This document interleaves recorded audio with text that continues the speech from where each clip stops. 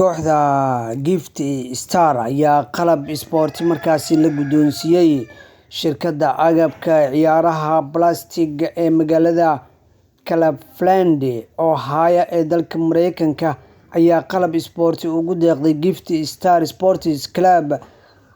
Agabkan oo naadigu ay markaasi ka guddoomay Sucaad Galow oo ka mid ah dadka Soomaaliyeed sida weyn ugu ololeeya arrimaha isboortiga, sidoo kalena waxa ay qayb ka tahay ciyaartoydii hore ee kubadda kolayga ee soo metelay, iyo sidoo kale kooxda Caawiyo Maalin Horseed oo qayb ka ah.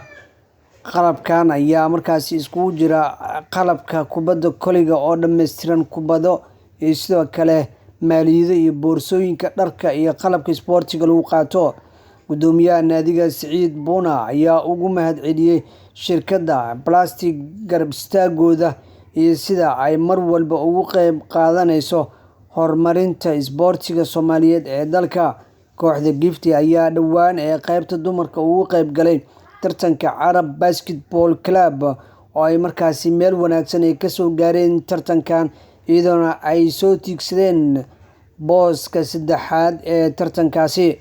Sidoo kale kooxda Gift ayaa maanta waxay ka hortagi doontaa wiilasha kooxda Horseed koobka nabadda ee adduunka ayaana loogu dabaaldegayaa, waxaana soo qabanqaabiyay wasaaradda dhalinyarada ciyaaraha xukuumadda federaalk Soomaaliya iyo xiriirka kubadda kolayga ee dalkeena Soomaaliya, kuwaasoo galabta ku ballansan kooxaha Gift iyo sidoo kale Horseed.